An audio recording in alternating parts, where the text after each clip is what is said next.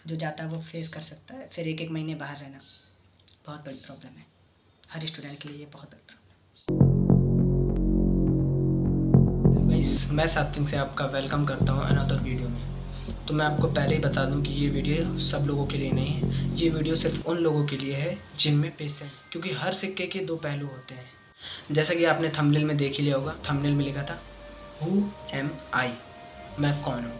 तो बस यही बताने के लिए मैं आज इस वीडियो में आया हूँ कि मैं आखिर कौन हूँ। तो आप लोग कहेंगे कि हम क्यों देखें आप कौन हो, तो इसलिए क्योंकि मैं आपको आज बताने जा रहा हूँ अपने बचपन की, और आगे मैं कैसे क्या किया मैं आपको सब बताऊँगा इस वीडियो में।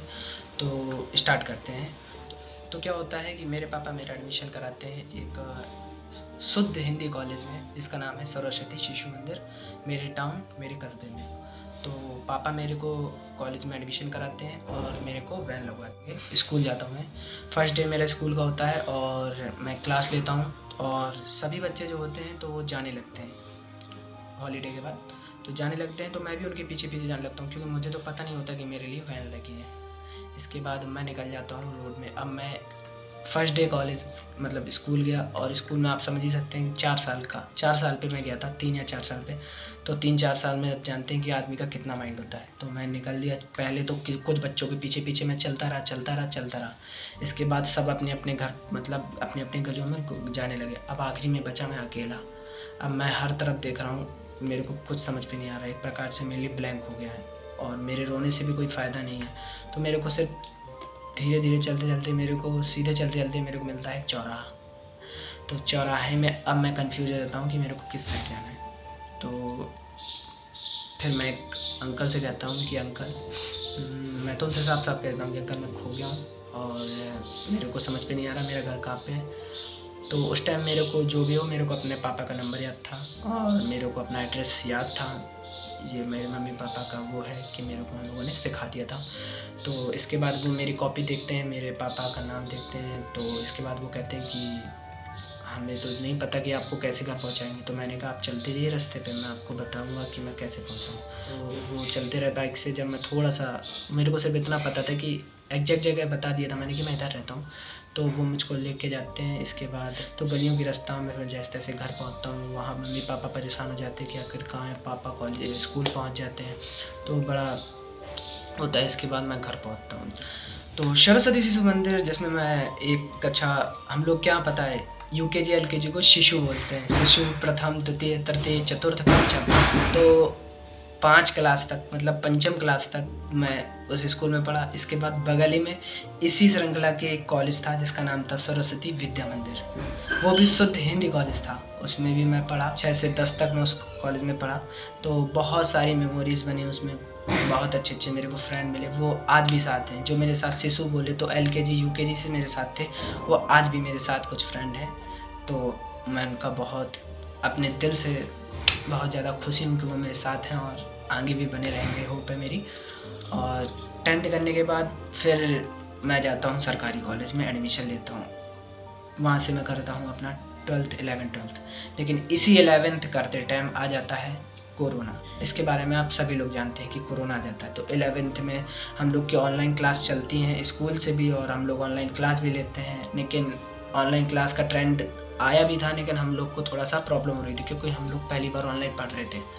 बहुत सारी डिफ़िकल्टी आई। हम लोगों ने 11th किया, 12th के कम से कम अगस्त सितंबर तक हम लोग की क्लास ऑनलाइन चली। इसके बाद ऑफलाइन चली, तो हम लोग का कोर्स लगभग पूरा नहीं हो पाया था। तब भी हम लोगों ने जैसे तैसे 12th किया। इसके बाद मेरा एम था एयरफोर्स, मेरा रियल एम था एयरफोर्स करना। बट कुछ प्रॉब्लम्स, मेरी फिजिकल प्रॉब्लम थी पैर पे, उसकी वजह से मेरा ये सपना तो पहले ही टूट गया। तो जब मेरे को पता था कि मेरा सपना टूटने ही वाला है आगे चल के, तो मैंने फिर सोचा कि मैं और कुछ करता हूँ। तो फिर मैंने थोड़ा बहुत रिसर्च किया।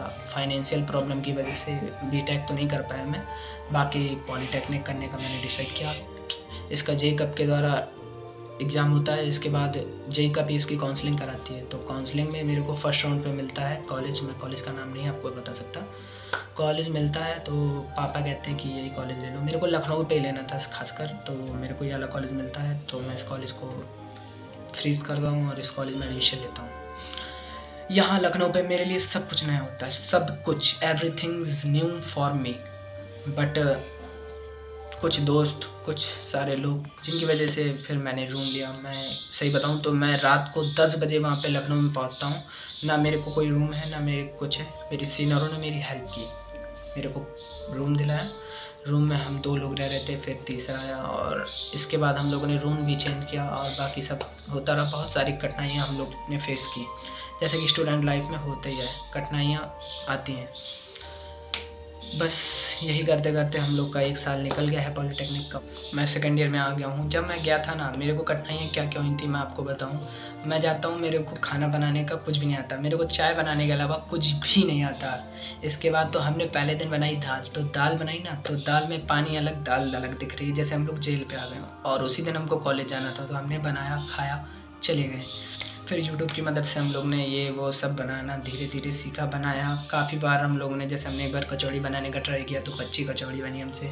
तो एक दिन हम लोग बना रहे थे पनीर बनाते टाइम हम पनीर को फ्राई कर रहे थे, तो फ्राई करते टाइम हम लोग की गैस हो जाती है ख़त्म। रात के बज रहे हैं 11।